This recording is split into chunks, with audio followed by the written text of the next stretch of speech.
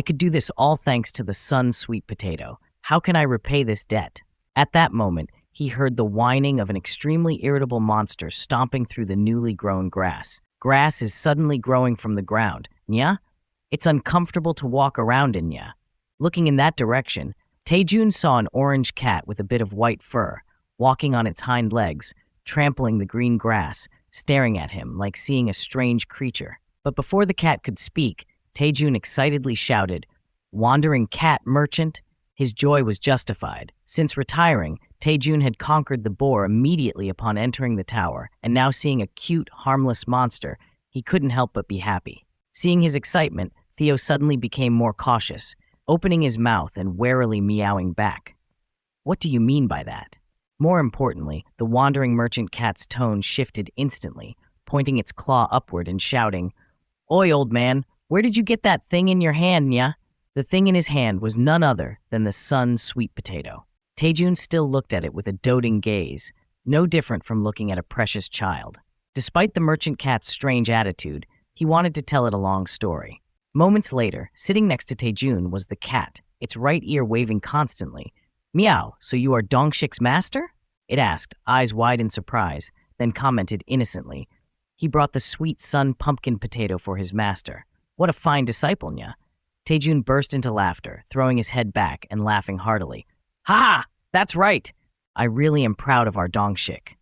Looking down at this wandering cat that knew his student, "You said you were Theo, right? I was able to get rid of the flame curse thanks to you. Thank you. You saved me. I owe you. I shall not forget this kindness."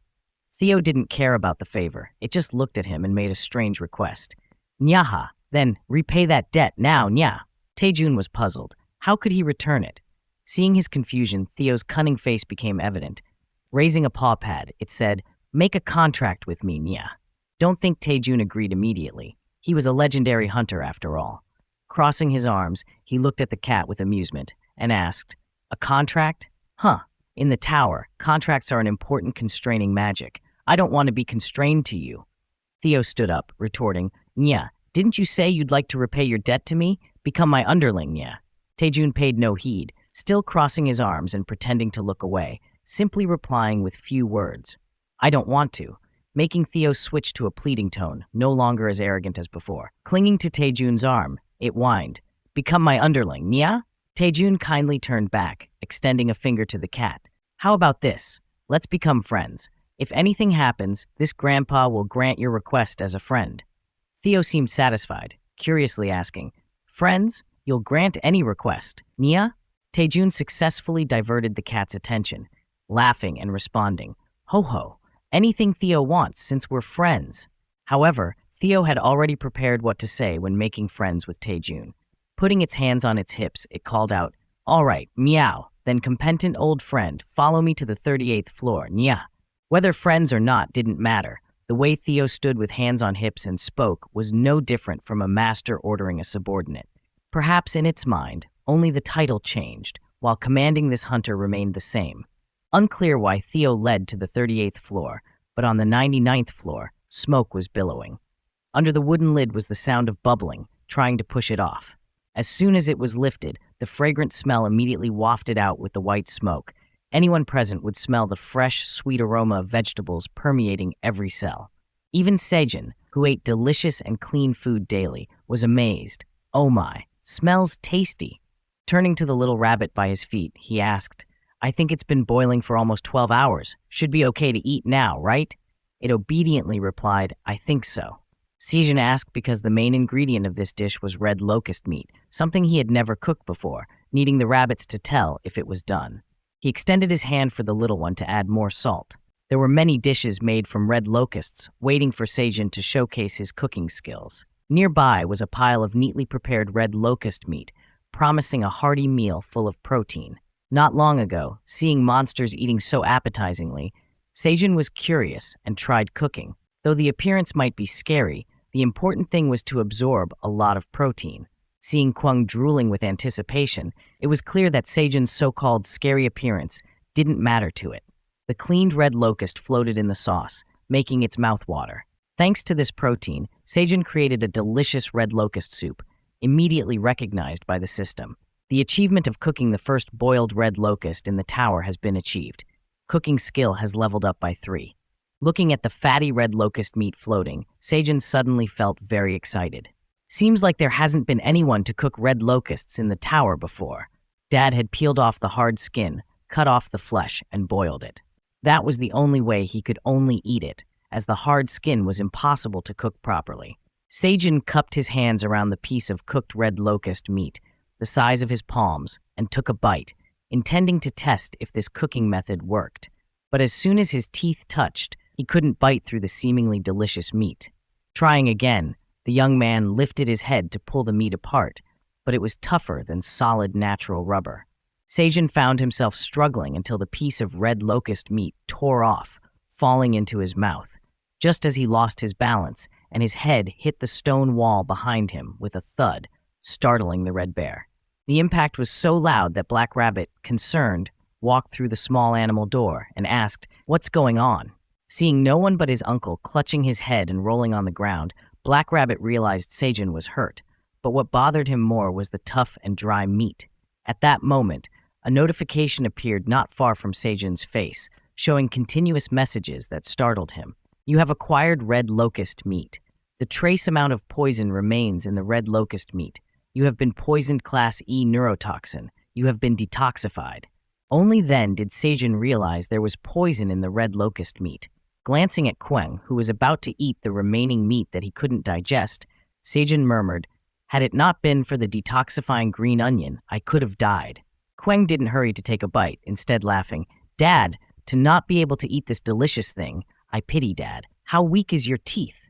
Seijin, at a loss for words, glared at the bear. For Queng, who chews on the tough blade green onion, you shouldn't be saying that. After several failed attempts, Seijin finally made red locust soup with smaller pieces of meat for easier digestion. This time, he carried a bowl of soup to the next room, offering it to the couple inside. "Mother Rabbit, it's time to eat." Father Rabbit eagerly ran out to receive the food, while his wife held a small bag containing 3 soft yellow fur balls snuggling together. The aroma and Seijin's instructions made the couple smile happily. Eating something tender is good when your body is recovering. Cool it down and take your time eating in your room. They thanked Seijin profusely, already knowing the red locust soup would be delicious. Thanks to this dish, Seijin unlocked a new achievement. According to the system, you have created the first red locust soup, the first combat food in the tower. It explained that the thinly sliced red locust meat, combined with detoxifying green onions and power-enhancing potatoes, when simmered for a long time, resulted in a flavorful dish. The detoxifying green onions not only neutralized the toxins in the meat, but also tenderized it, extending the dish's shelf life. After eating for 30 minutes, strength increased by approximately 5.1 upon consumption. Strength points increased by 0.1 with the Level 2 Cooking Level 2 effect. And due to the combat food effect, it will keep you full for 3 hours. Prepared by Tower Farmer Chef Park Seijin, the dish had a 30-day shelf life, grade C+. As he stirred the soup in his hand, Seijin marveled at the system notification close by, which even added the unusual tittle, "Combat Food." It sounded pretty cool. Behind him, Queng naturally had his share, and the rabbit family freely divided the large pot of soup that Seijin had cooked. He scooped a spoonful into his mouth to test the flavor, not knowing what to expect, and suddenly stood up with an expression of utter astonishment, causing the rabbit family and Queng behind him to look on in surprise. Seeing his father suddenly trembling, Queng asked, "Dad, what's wrong?" Seijin's face was still in shock, his hand shaking as he pointed to the contents of his soup bowl, telling his son, "Tastes like chicken meat." Even Seijin couldn't believe it himself as he said it, his face glowing with happiness, a tear forming at the corner of his eye. Happiness alone couldn't describe Seijin's feelings at that moment. How long had it been since he last tasted this familiar protein? However, Queng didn't know what chicken tasted like. All he had in his hand was a half-eaten piece of red locust meat. He wanted to know what chicken tasted like to make his father so joyful. But Seijin had no chicken to explain with, so he gently patted Queng's short red fur, simply saying, "Something Dad likes." Queng didn't mind. "If Dad likes it, then I like it too." On the 235th day, Seijin's diary had a new, excited entry. "I've discovered a strange version of chicken meat in the tower." Just that simple fact made his days feel more peaceful and joyful, much like the 3 generations of honeybees huddling together on their onion leaf roof. The farmer's joy spread everywhere, making even the creatures around him feel more relaxed and at ease. One more bowl. Kwang, would you like some too?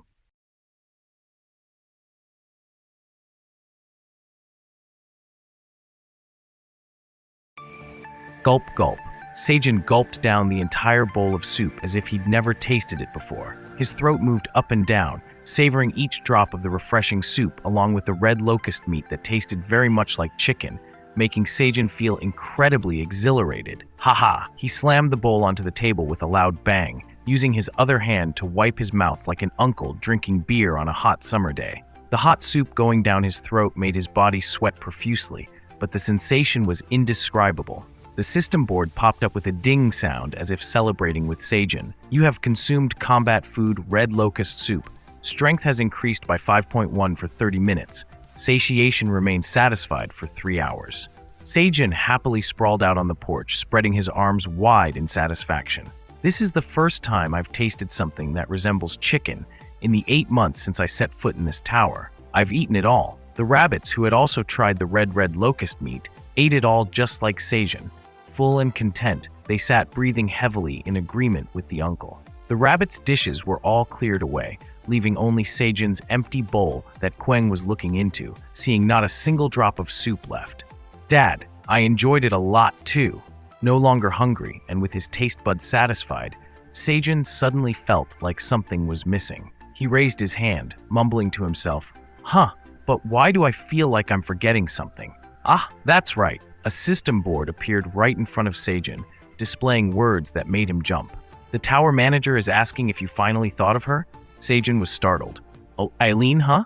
Now he remembered what he had forgotten, and it was something very important. Aileen had no patience for him anymore. Her dragon hand gripped the orb, looking into it with narrowed eyes, trying to contain her frustrated voice. You were eating so well without me, weren't you? The rabbit saw the farmer sitting up abruptly, scratching his head, knowing something was wrong, and quickly scampered away. Seijin, with a pale face that he couldn't hide, laughed awkwardly. Well, how long have you been watching me? That innocent question angered Aileen. Even though Seijin couldn't see her, she still pointed her finger at the orb, scolding him. From the beginning, I informed you that the Ents were coming, and even rewarded you for the contribution accumulated by the extermination of the red locusts. You're too much. Aileen reaffirmed this, all her grievances pouring out through her tightly closed eyes as she vented her anger at the farmer, her dragon eyes holding 2 drops of tear. Seijin didn't need to see or hear Aileen's volume. Just reading the words on the message board, he realized he'd messed up. He panicked, his mouth agape, sweating profusely, knowing that anything he gained from Aileen could easily be taken back if she was unhappy. So he hurriedly called out her name. Aileen, it's a misunderstanding. I was actually going to make a special soup only for you. The frantic tone and earnest expression from Seijin caught the dragon's attention. Aileen, surprised, looked at him, her eyes sparkling no longer with the previous anger. Picking up the orb, she softly asked in disbelief, What, a special soup? Only for me? Seijin, putting on his shoes, hastily explained, Yes, that's right. I made this one as a test. I saw that red locusts contain a small amount of poison, so I was trying out things to detoxify the poison while improving the taste. Seijin reaffirmed this with sincere yet worried eyes. I've always been thinking of you. Anyone with experience could see that Seijin was really just worried about being punished, but in Aileen's view, it appeared as if he was comforting her. So the dragon looked at the farmer's image through the magical orb, puzzled for a while, as if digesting his words, and like she couldn't believe he said that. Did he say he always thinks about me? The dragon's cheeks turned red, her eyes sparkling like a girl in love, whispering into the orb she was holding with both hands, cherishing it as if she was lifting Seijin's face. You've always been thinking of me? By this time, Seijin had entered the kitchen, lifting the wooden lid of the pot, preparing to make a new pot of soup. Knowing Aileen was no longer angry, he worked more gently. Wait a moment, I'll make some soup for you in no time. Gently placing the orb on a red cloth cushion, Aileen tapped it lightly with her dragon claw, then lay some distance away, pressing her body to the stone floor while her eyes stared up in anticipation. This posture was like looking at something precious that she didn't want to lose. Aileen whispered softly. Okay, I'll be waiting. Bringing her nose closer, her cheeks flushed red, her voice even softer, while watching over you like this. But the mischievous system liked to tease. Normally, it would record Aileen's words exactly as she said them, but today, for some unknown glitch, it showed Sejun a slightly different message. The tower manager says that she'll be waiting while watching over you with her eyes wide open. Oh dear, even the bravest Sejun turned pale at that. He felt a chill all around him. The farmer gulped loudly, trying to keep his fear from showing too easily on his face. He told himself, I'll be in big trouble if I don't make it properly. A special soup needed special ingredients. A basket full of green onions, carrots, and fresh cherry tomatoes was already prepared. Every slice of Sejun's knife with these ingredients had to be extra careful. He stirred the ladle in the pot, listening to the bubbling of the ingredients, which released a wonderful aroma into the air. Taking a full ladle to taste, Sejun cautiously sipped and then sipped again. After finishing the ladleful, the confidence returned to the farmer's face. I think it's done. A huge pot of sparkling soup looked so enticing that even seeing it through the orb made one's mouth water. Sejun's anxiety and dedication to cooking made the flavor multiply many times over. The system quickly informed him. The achievement of cooking the first combat food, red locust cherry tomato soup, has been accomplished.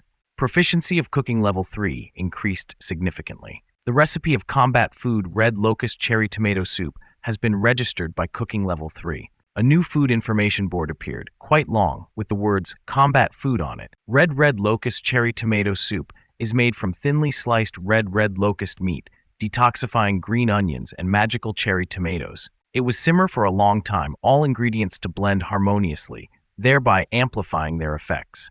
The explanation further detailed that the detoxifying green onions had neutralized the toxins in the red locust meat, making the meat more tender. Thanks to the detoxifying green onions, this dish does not spoil easily, and the flavor was slightly enhanced. Strength increases by 7.1 for 30 minutes when consumed. Due to the combat food effect, it will keep you full for 3 hours. Chef Tower Farmer Park Sejun. Shelf life 30 days. Rating C+. Scooping up a full gleaming bowl, Sejun held it up where the dragon could see clearly, boasting that he had added her favorite cherry tomatoes instead of potatoes. You waited long, didn't you? Take one bowl. But the bowl didn't disappear. Instead, a short message appeared on the notification board. Give me everything. Sejun didn't understand at first, staring blankly until a new message appeared, and he realized that the tower manager wanted the entire pot of soup. With a quick of action, Sejun hurriedly complied, though his voice was flustered. Oh, okay. I'll pack everything up. Moments later, in the dragon's hands was not a bowl of soup, but a basketful. Since Sejun had no utensils big enough to hold so much soup at once, and handing over the whole pot would be rude, he cleverly used an onion basket. Holding the basket of soup with both hands, the warmth seeping through and the aroma hitting her nose made Aileen extremely pleased. She temporarily stopped looking at Sejun, focusing all her attention on the soup in her hands.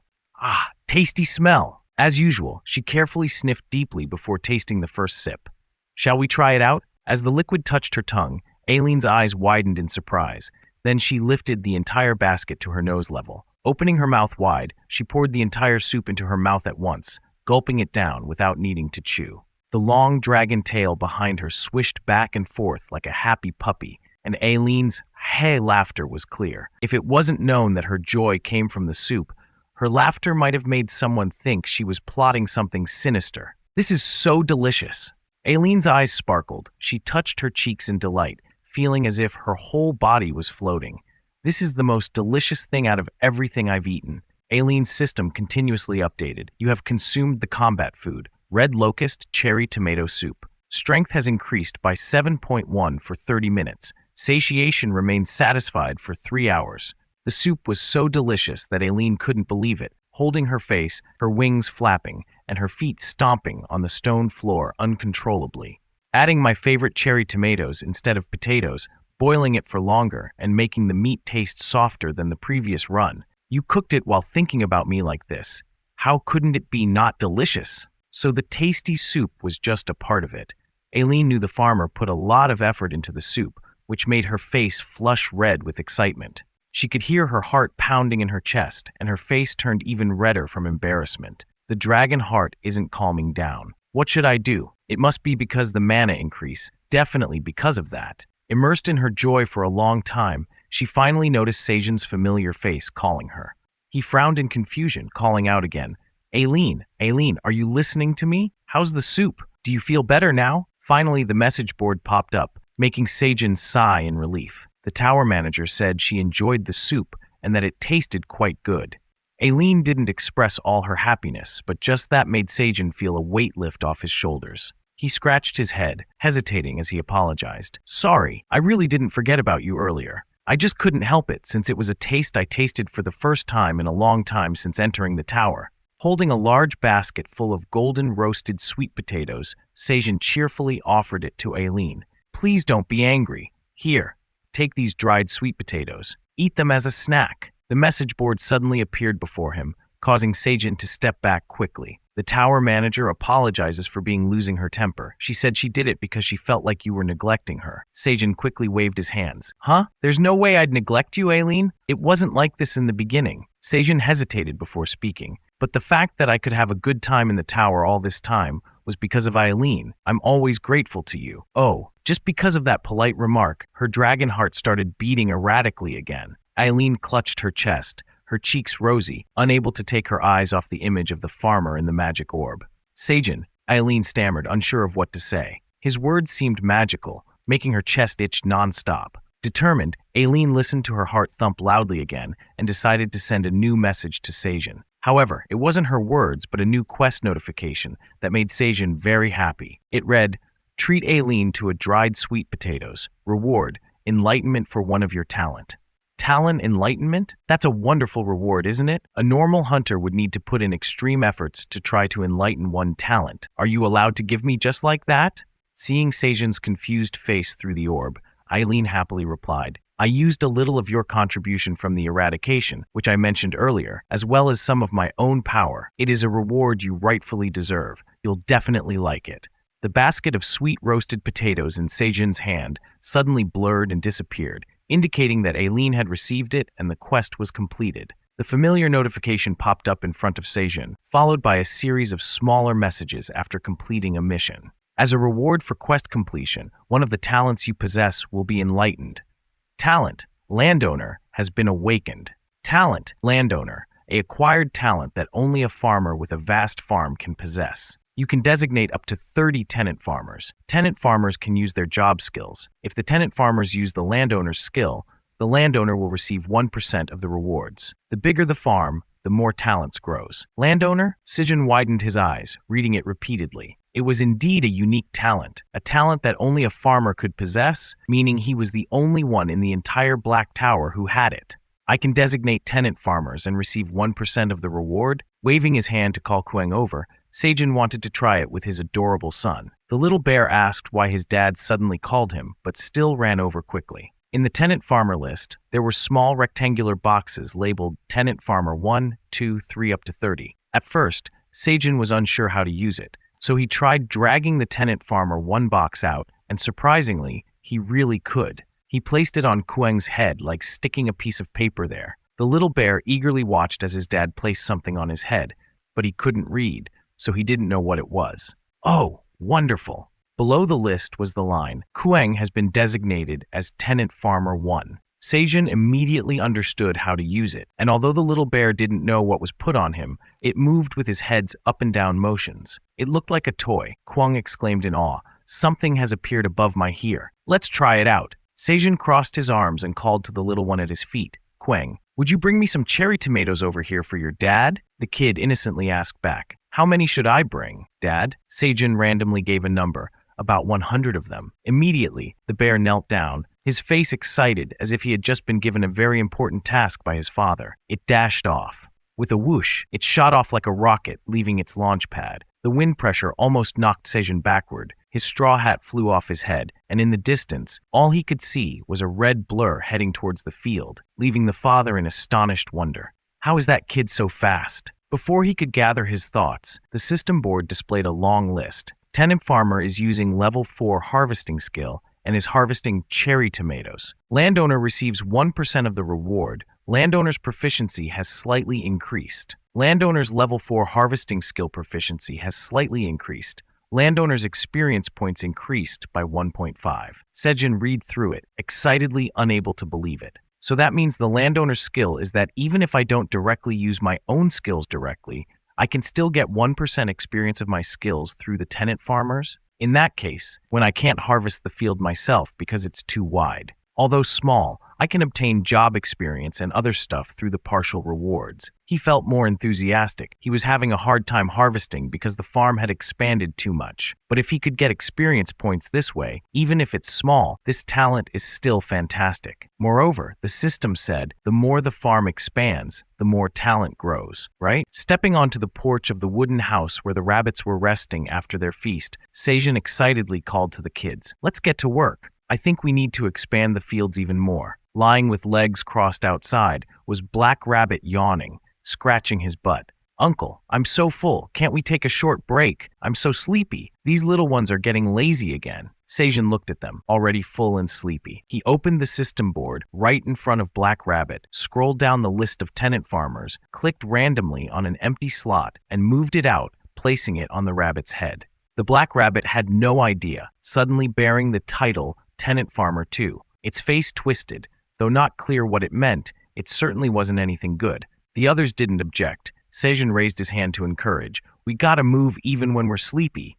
Pushing Black Rabbit's butt outside, the kids giggled non-stop at the uncle's nonsense. "If you lie down right after eating, you'll become a cow." The Minotaur, munching on green onions far away, suddenly felt an itch in its ear. "Why are you talking about us?" But under the clear blue sky, a moment later, a whistling sound was heard in response. "Now let's enjoy the farm work together." A whole field of cherry tomatoes stretched to the horizon, now ripe and waiting for the group to harvest. However, the rabbits hadn't set foot yet. Something had already slashed in, cutting down a tomato plant. Not just plucking the fruit, it also trampled on the base, toppling an entire tomato plant. Not just one, a whole swarm of ants suddenly appeared. Their sharp legs swept through. Wherever they went, the tomato plants were smashed. Flocking together, soon a swath of the field was unrecognizable under their feet. Their red eyes gleamed with a sinister light, emitting eerie sounds that sent chills down the spine. Without facing any danger or obstacles, why were the ants so fierce?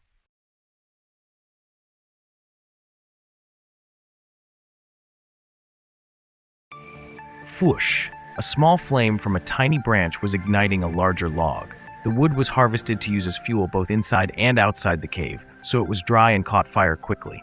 In no time, a big log was blazing fiercely. Queng, in his normal large size, used both hands to lift the burning log, and under Sejin's direction, threw it forward with all his might, watching intently with determination. Don't underestimate him just because he's small. His fire attacks are quite strong now. The little bear threw the burning log above the front lines of the small ants, hitting the center where they were densely packed.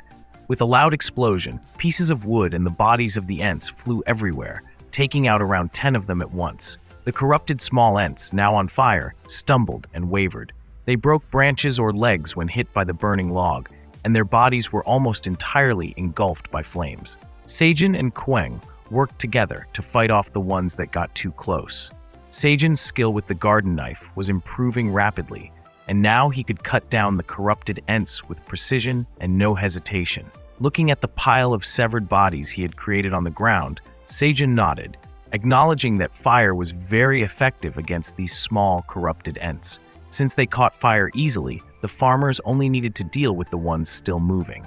However, dealing with the larger corrupted ants was a different story. Sejin lifted his hat and looked at the big ones behind the smaller corrupted ants, thinking of a solution because throwing fire at them wouldn't work. Their rough bark didn't catch fire easily, and even if it did, they knew how to put it out. Moreover, although the large corrupted ants looked heavy, they often jumped up to crush their enemies. But today was a bit different. The corrupted ants were jumping to dodge. Each time they stomped down, the ground cracked under their weight. They scrambled to avoid the sharp turns of Black Rabbit, but not very successfully. The little rabbit was striking the big monsters with a thumping noise, and the spike on his hammer could split their heads open. Despite being small and young, Black Rabbit cleverly attacked the roots, immobilizing the corrupted ants, showing no weakness against them.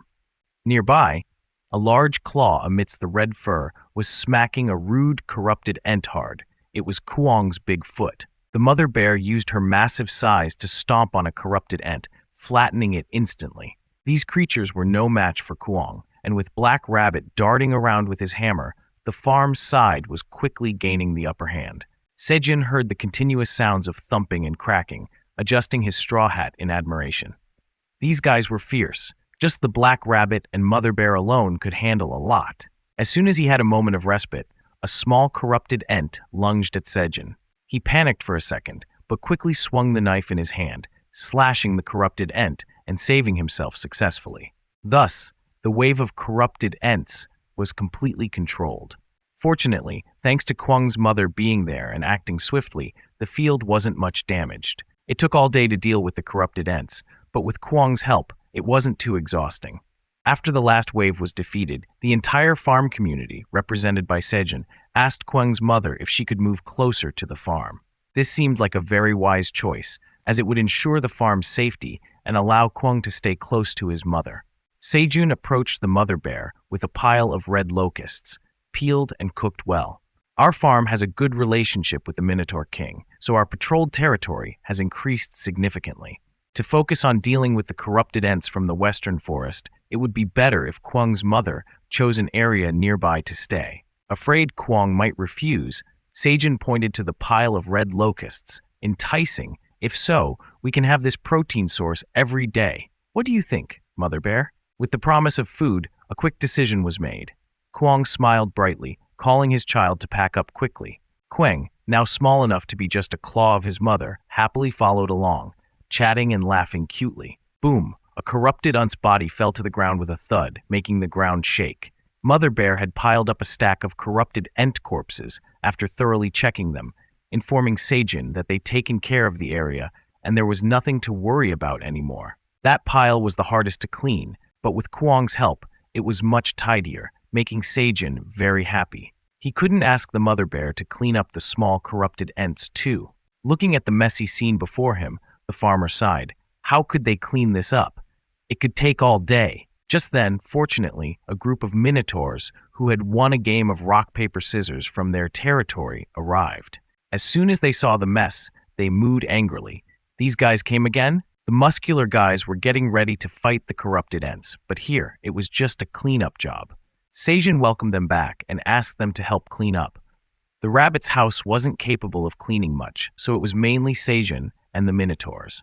While picking up the dry wood, he complained sorrowfully. Because of these things, the newly expanded field was ruined, leaving nothing for cultivation. Sighing again, he didn't even have a chance to use his landlord abilities. With a large bundle in hand, he walked to a trembling, corrupted ent on the ground with blood-red eyes that hadn't completely died.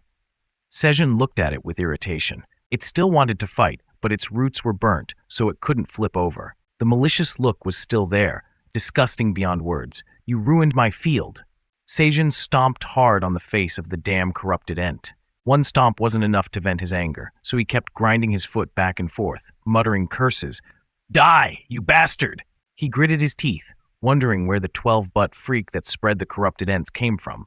If found, it must be dealt with thoroughly, or waves of corrupted ents would keep coming. That day on the 52nd floor, after the area regained its green color, Taijun leisurely walked out of the boss battle area, heading straight to the waypoint to go down to the next floor. Theo obediently perched on Taijun's head, sparing its short legs from working. With free legs, it needed to find something to talk about. Standing up, it asked, "Where are you going? There's no path here." Putting Theo down, Taijun replied, "I came here from outside the tower." Hearing that Dongshik had registered the waypoint on the 38th floor, Theo, confused, asked, "How did you get here then?" Taijun responded, "I came here through Lingen." The cat was startled. "What? Lingen? You mean the dimensional fragment fruit?" Immediately serious, Theo warned, "It's not just a fruit. It has a bad aura. You shouldn't use it recklessly.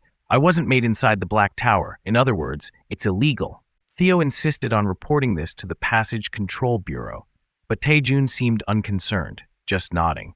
No wonder the Lingen I made kept disappearing gradually. The residents must have found it. Unaware, Theo followed Taijun to a place with something wrapped in a large bag, tied tightly with green vines. Taijun smiled and pulled the bag off, revealing a giant green monster. Under its neck were things resembling leaves, and below, branches seemed to dig into the ground.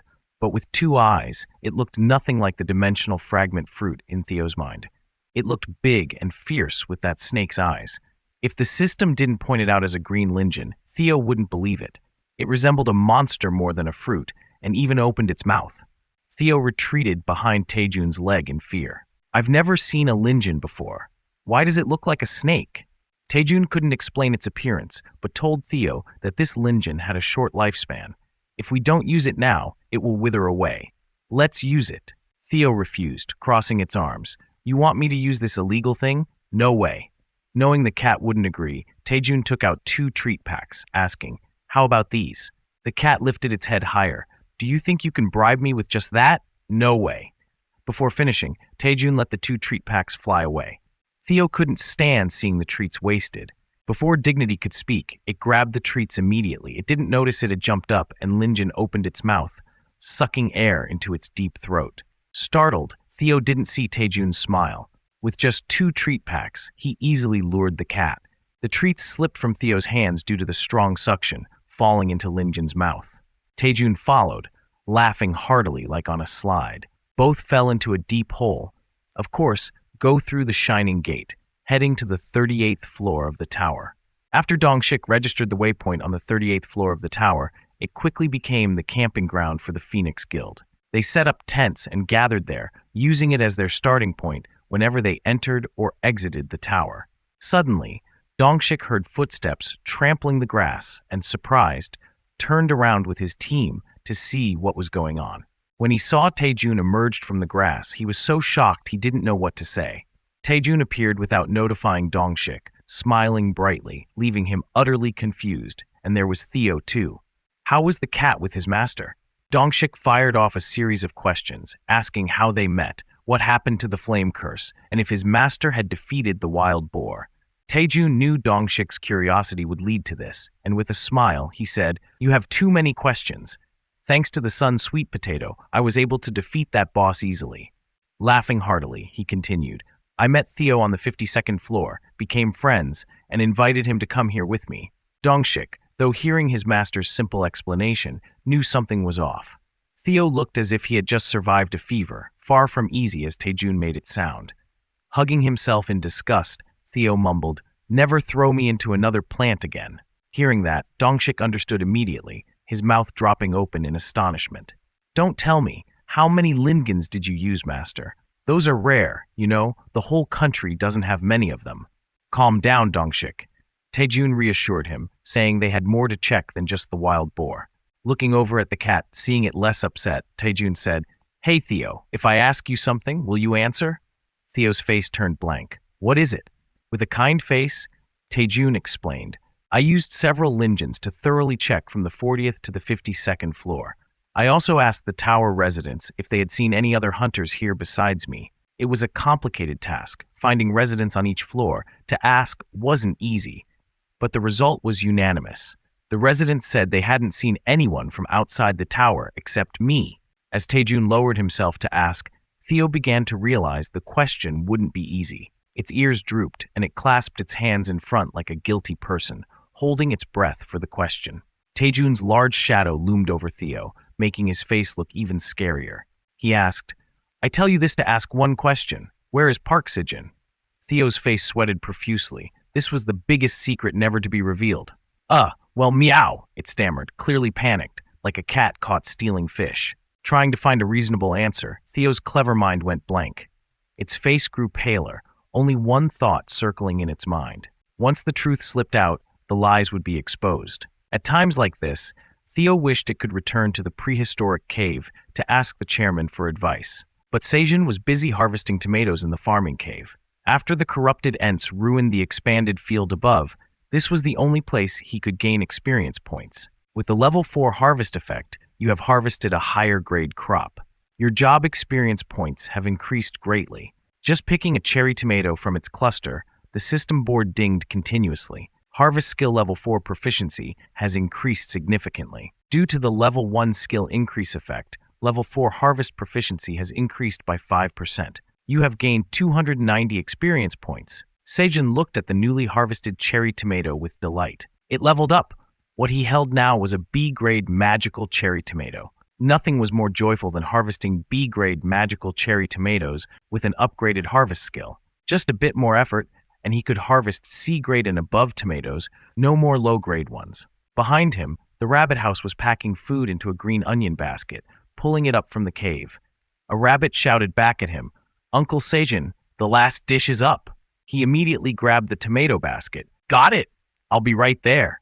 Suddenly, instead of heading to the rabbits, Seijun felt something strange over there. He looked into the dark area of the cave, past the neatly planted cherry tomatoes where no plants grew due to the lack of sunlight. He saw no movement, but suddenly recalled the image of the writhing, corrupted ant on the ground, its roots cut but still wanting to haunt others.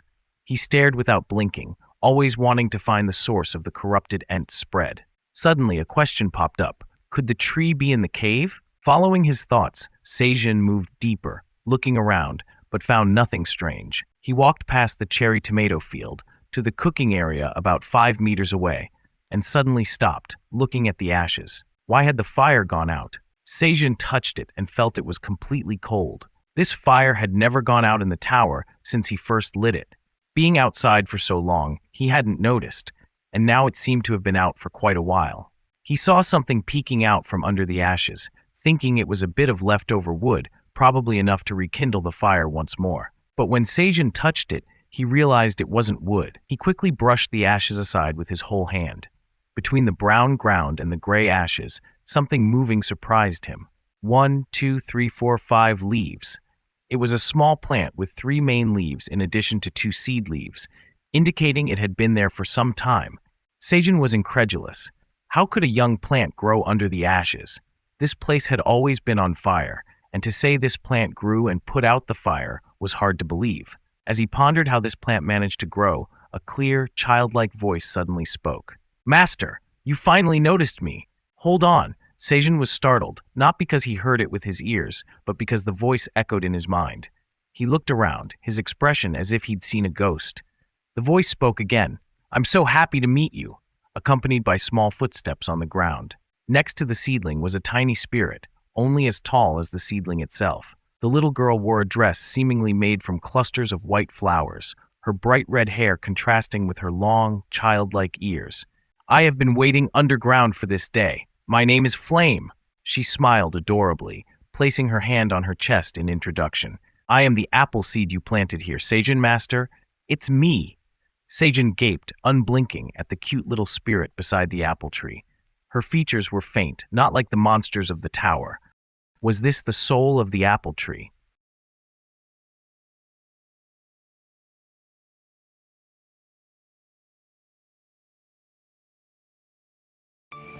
So you were the tree they were looking for? Seijun looked at the tiny, delicate flame next to the small sprout that had just broken through the ground. Although he'd never seen anything like this before, in the Black Tower, anything could happen. Flame was overjoyed when she realized Seijun had accepted her presence, and she twirled around gleefully on her tiny feet. Yes, Master. To think I'd finally be able to speak with you, this is the greatest happiness I've ever felt since I gained consciousness." Red Flame, your name is Flame? Why does that have nothing to do with an apple tree at all? And what's with your appearance? How can a plant even talk? Seijun, after getting over his initial shock, quickly moved on to a barrage of questions, which Flame didn't mind. The little spirit clenched her fists, stretched herself up tall so Seijun could see clearly as she explained. "Because I'm a flaming red apple tree." She stretched up even higher so Seijun could see her red hair properly. "I'm directly transmitting my consciousness into your head through the power of magic, and this appearance, I shaped it myself to look good in front of you, Master. Do you not like it?" The little spirit's eyebrows furrowed with worry, and the 2 leaves on her head folded over her ears anxiously. Those leaves were like a puppy's ears. When Flame sang happily, they perked up and gently swayed to the rhythm, but when she was sad, they drooped, looking pitiful. With her teary-eyed expression, her face looking all glum, and 2 big tears welling up at the corners of her eyes, Seijun was at a loss. So flustered, he stammered. No, it's not that. I like it. You're absolutely adorable. Our Flame is truly the cutest." He crossed his arms, trying to find a way to change the subject to cheer the little spirit back up. "But, so you're a blaming red apple tree or something?" Seeing her little head nodding repeatedly, Seijun continued, "You mentioned magic earlier. You must be an incredible tree, huh?"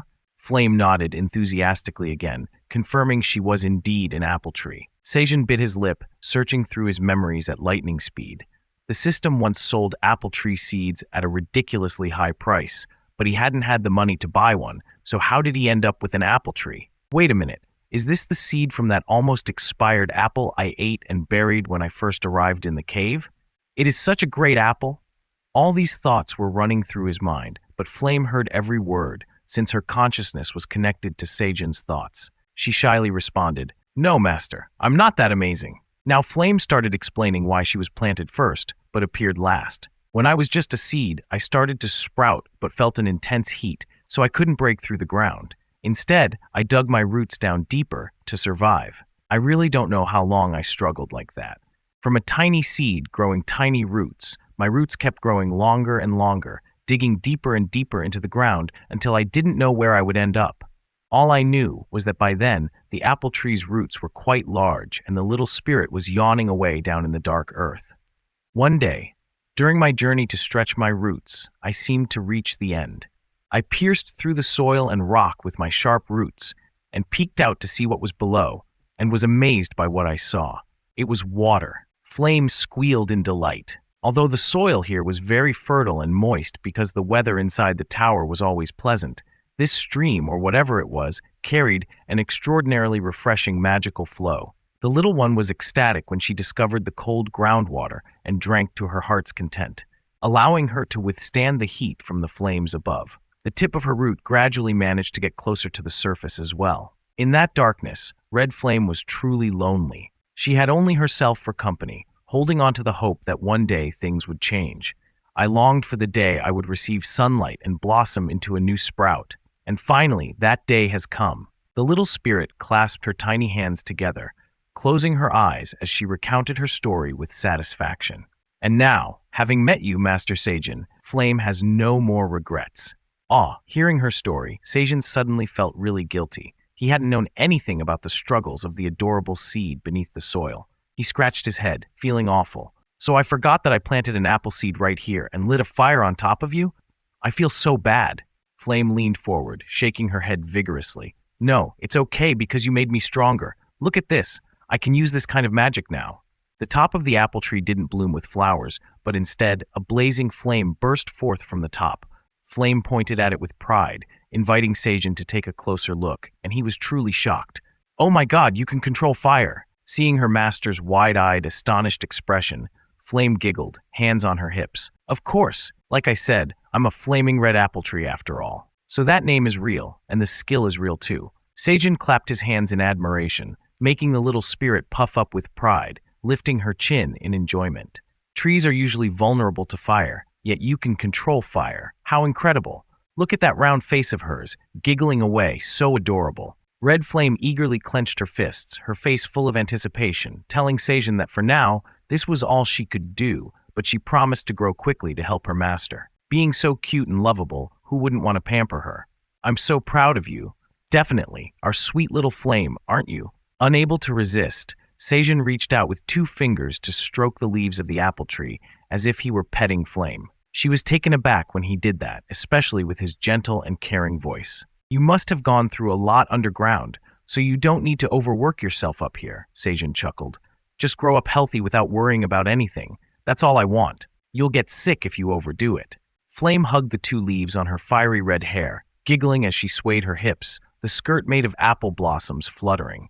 She loved being petted by her master. It made her feel cherished and adored. Pet me more, please. Seijin, of course, agreed, petting her as much as she wanted. The little spirit joyfully accepted Seijin's affection, feeling like this was the best day of her apple tree life. I'm really happy I can be spoiled and loved by Master. So maybe I can keep that root a secret for a little while longer, right? The story Flame had told earlier only went as far as her discovering the underground water source, but in truth, her root had reached the endless ocean.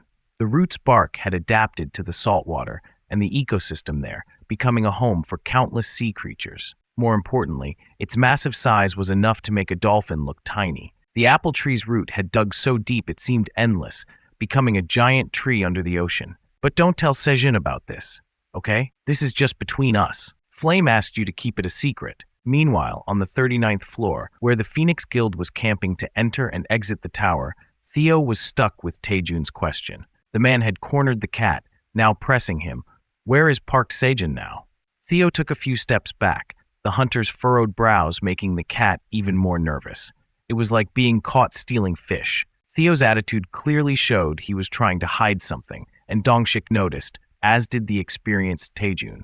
Dongshik rarely paid attention to such things, but now he thought back and realized his mentor was asking the right questions. The first time they met Theo with the basket of cherry tomatoes, the cat had said, "Park Sejun saved me on the 40th floor." Back then, neither the cat nor the man could have imagined someone would reach the 39th floor so quickly, nor that Taejun would have already scouted up to the 60th floor and discovered there was no Park Sejun. Theo was visibly flustered, sweating bullets, stammering and stalling for time, his eyes darting around before finally blurting out, "I can't tell you." "Why not?" Taejun didn't understand why the cat was hiding this. He had to explain it to Theo. Right now, Park Sejun is receiving worldwide attention back on his home planet, Earth. I don't know what that means for everyone living in the tower, but he is an extremely important figure to us, the people outside the tower. After talking for a while, Taejun returned to the main question. What floor is he on, and is he okay? Does Sejun need help, and why hasn't he left the tower? As the leader of the Hunter Association of the Republic of South Korea, I'm asking you. We need to know. Realizing he might have spoken too much and been too forceful, Taejun placed a hand on his chest, his voice softening into a more persuasive tone. Can't you be a bit more generous? Theo, I'm begging you. The cat was no longer scared, but instead, he folded his ears back, utterly confused about what to do. Even though Theo was a mid-level merchant, he had no idea how to handle being begged with such a compelling reason. In the end, Theo was convinced, rummaging through his spatial pouch and pulling out a piece of paper for Taejun. Sign a contract, nya. Holding the contract in hand, Theo's voice suddenly became much firmer. After all, a contract was bound by the tower's power. Since he couldn't hide it, might as well take control of the situation. Sign the contract to promise that you'll keep everything we discuss a secret, that Han Taejun will only speak the truth to Theo, and write that you'll give your life if you break this promise, nya? I'll tell you everything after that, nya? All right, Taejun agreed without a moment's hesitation. But that's a life-binding contract, sir. Dongshik was about to urge his mentor to be more cautious, but Taejun had already made up his mind, even turning back to call on him. What are you doing? You should sign here too. Dongshik was at a loss for words, unsure of how to respond. A life contract signed by both, just to know where Park Sejun is? Later, they didn't sign the contract outside the land, but inside a tent of the Phoenix Guild. The contract already had all the terms laid out with a stamped paw print, and Taejun and Dongshik just needed to sign it to complete the process. As soon as they finished signing, the system registered the contract digitally for everyone to see, and then it disappeared, indicating it was finalized. Taejun was waiting for this moment, placed a hand on his student's shoulder, and declared loudly to Theo, I, Han Taejun, swear on my honor as a hunter that I will only speak the truth to Theo and keep all secrets that I hear. Kim Dongshik here will do the same. After Theo reviewed the contract, which had been recorded by the system, Taejun patiently repeated his question. Now, Theo, tell us, where is Sejun? Even though the contract was fully signed, Theo still showed a reluctant expression. The cat cleared its throat before beginning to tell the truth in a calm manner, knowing Dongshik would surely be shocked. Honestly, Sejun is not on the 40th floor, nya. That's what Sejun Nim instructed me to tell everyone when asked, nya. Dongshik, shocked, asked the question himself. So where exactly is Park Sejun? Theo couldn't give them a specific location. It slowly raised its paw and pointed towards the sky. I can only tell you that Park Sejun is a place so far high up, so high that even you humans can't imagine reaching it, let alone getting there, nya. Seeing the shocked expressions on the two humans' faces, Theo paused for a few seconds before continuing. So he can't come down from the tower, nya. Dongshik's mouth dropped open. How high is high? Up in the blue sky or something? The way Theo spoke made them unable to imagine how a farmer could be in a place so high that even a hunter couldn't reach. Only Taejun remained calm and thoughtful. Having been conquering this tower for so long, he was used to surprises. After that conversation, Dongshik and Taejun escorted Theo outside so the cat could continue its journey. They waved goodbye, promising to meet again with baskets full of green onions. After Theo was out of sight, Dongshik still looked on with suspicion. Do you think that cat was telling the truth, master? Taejun calmly asked back. What do you mean by that? Well, you know as well as I do that no matter how strong a hunter is, it's very difficult to surpass a certain floor with Linjin, right? That's why even with Lingen, the Phoenix Guild has to clear each floor one by one to go higher. Yet Theo said Sejin is even farming crops up there. Doesn't that sound nonsense to you, master? I think Park Sejin might be on around the 60th floor, but what if he's being held captive and isolated by a monster there? Taejun calmly interrupted. It must be all true. It was clear Dongshik didn't believe it, so he kept spewing out doubts, but his teacher wanted to clarify once and for all. According to the description of the sun sweet potato, it absorbs sunlight from the highest point of the tower. You've seen that potato, haven't you? Besides its unique appearance, it's the only item of its kind so far. Dongshik didn't deny its uniqueness, but that still wasn't convincing enough. Until Taejun continued, based on the phrase, highest point of the tower, where do you think that is? He froze, his mind suddenly working it out. The highest point of the tower is the 99th floor, right? Exactly, Taejun concluded without a shred of doubt. Even though we don't know the reason, I believe Park Sejin is indeed on the 99th floor right now. He looked up at the sky, even though it wasn't clear what the 99th floor looked like. Today, the name Park Sejin was mentioned quite a lot, and he felt his ears itching. He scratched his ear, wondering, is someone talking about me? He was out in the fields harvesting blade green onions with the rabbit family, busy as always. Theo's hometown, Granar village, had a magnificent stone palace, which was the residence of Israel, the richest family in the village. Usually, the cat family would live in small houses like the other monsters in the tower, but the rich are the same everywhere, residing in grand, spacious mansions. Inside the reading room, Israel was seriously sitting behind a pile of papers, talking to his son, who was laughing with a pretty white-haired girlfriend on the sofa across from him. I heard that the war with the red locusts on the 67th floor is lasting longer than we expected. They're saying there might be a food shortage, similar to the Great Famine decades ago. Though irritated by the sight, he continued, that's why the price of food being imported into our Granar village has nearly doubled or tripled recently, and it's becoming a real headache.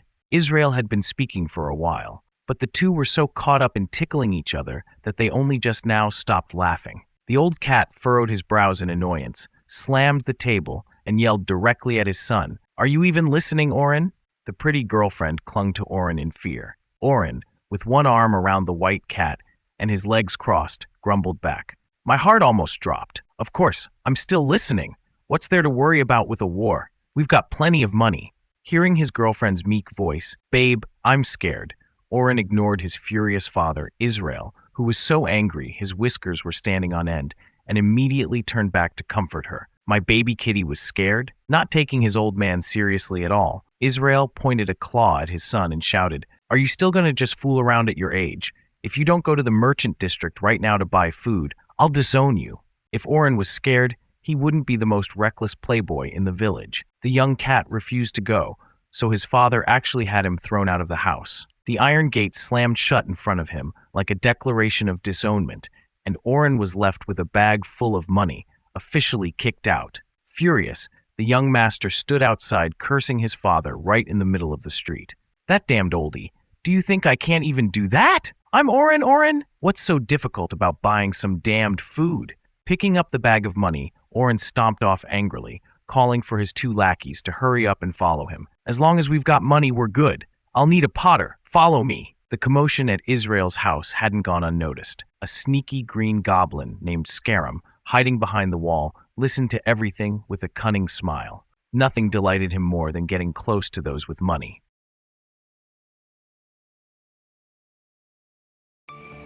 The food market on the 75th floor was always bustling with people coming and going, full of vendors bringing goods to stock the overflowing shelves. This market was the most diverse source of food on this floor, and it was also the main market of Granar village. In the distance, a capybara haggling over the price of a potato.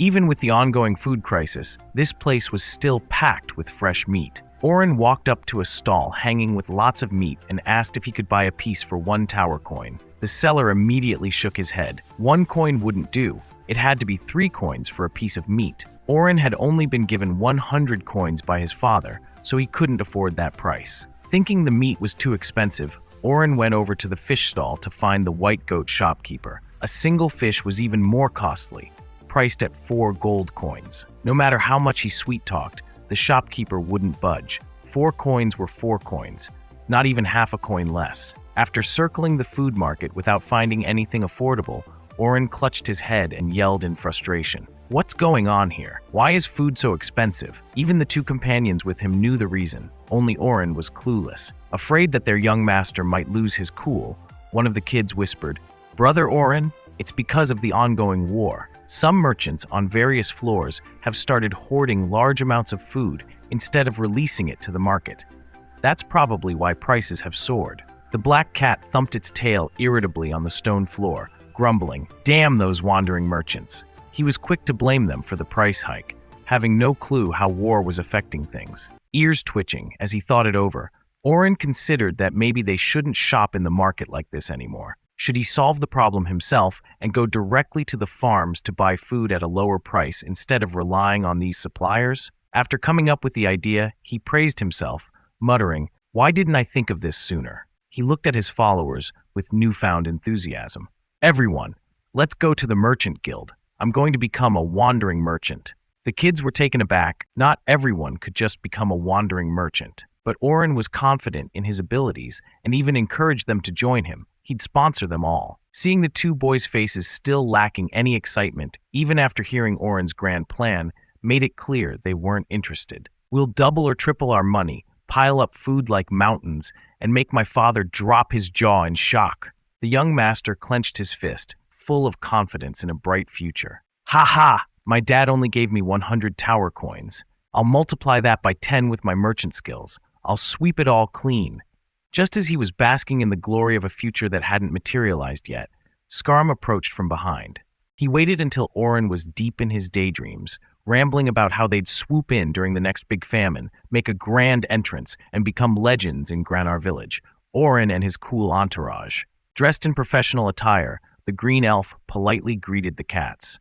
"I am Scarum, a wandering merchant. You want to become wandering merchants, right?" From his appearance, Oren didn't feel the need to hide anything. "That's right, so what?" Scarum had heard the whole story and said he had something interesting. "Do you want to double your money with this?" Doubling his money caught Oren's interest immediately. He leaned in curiously to see what this interesting thing was. Smirking slyly, yet with the seasoned expression of someone well experienced before these naive youngsters, Scarum extended his hand. "Yes, indeed. Have you ever heard about the goods from outside the tower? Rare items you can't find anywhere else." Following him back to Granar village, they went to the commercial area to buy some spices ordered by the chairman and a few blankets. The box handed over by the shopkeeper was enough to meet Sir Sejan's requirements, containing nails of various sizes. Every time the cat went out, it had to search for rare goods to bring back for Sejan. This time, it had a long shopping list. On the way to find a place to buy, Theo suddenly noticed a weapon shop by the road that caught his eye. It was just a few items displayed on a wooden stall, but somehow it drew the attention of a wandering meow merchant. He stood on tiptoe, pawing through the goods to see what was special, then picked one out and asked the lazy shopkeeper reading a newspaper nearby. "How much is this, huh?" Suddenly, a mocking voice from behind deliberately raised to draw attention. Oh my, who do we have here? Could it be Theo, the one who fled from Granar village in the dead of night? Oren just earned his wandering merchant certificates, was wasting no time bullying Theo the moment he saw him. The orange cat turned around, recognizing the familiar face, but wasn't pleased at all. In a panic, he stuttered, "Oh, Oren, what are you doing here?" Theo's voice became shaky, nothing like the smooth-talking traveling merchant he usually was. As soon as he finished asking, he noticed the low-tier merchant badge on Oren's chest. "So you've become a wandering merchant now, huh?" Seeing Theo's attention, the young master puffed out his chest, as if wanting Theo to get a better look. He placed his hands on his hips proudly. "That's right, it was a kind goblin who helped me." Moving closer with a not-so-friendly expression, Oren growled that the goblin said even a stupid cat could make lots of money, so he decided to give it a shot. As he got closer, he noticed Theo's merchant badge was already silver, and his tone grew even more displeased. "But you're already a mid-tier wandering merchant. You must have gotten ahead of me, right? How much have you made from those goods from outside the tower?" Just a moment ago, Theo was puzzled, but as soon as Oren mentioned goods from outside the tower, he immediately referred which kind goblin Oren was talking about. Don't tell me you bought stuff from Skarum, didn't you? Oren, you're a jerk, but that guy's even worse. Theo spread his paws, loudly demanding, hand it over, give it to me, and I'll take care of it for you. Of course, the young master wasn't having it. He was almost twice Theo's height and angrily shoved his paw away. What's wrong with you? I've heard everything, you ungrateful cat. Skaram showed his generosity, but you lied to the passage management office, calling him a scammer just to take all those goods from outside the tower for yourself. What? Theo couldn't believe the false accusation.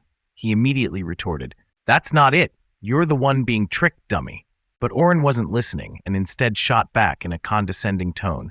No matter how much you crave what others have, you should know your place. Pointing a claw in Theo's face, Oren insulted him. Stay within your reach, just like when you confessed to Meryl, even though you're nothing but a lowly beggar, Theo. Taken aback, the cat took a few steps back to avoid getting scratched, but didn't seem afraid. He just sighed at Oren's aggressive attitude. How's Meryl doing? It was just a polite question, but Oren thought Theo was desperate to know. He waved dismissively, as if it was something he didn't care to discuss. I don't know who that woman is. A lackey behind him kindly filled Theo in. The day you left, Marl dumped Oren. She said she didn't like him. The black cat immediately snapped. Who told you she dumped me? Marl didn't dump me. I was the one who dumped her.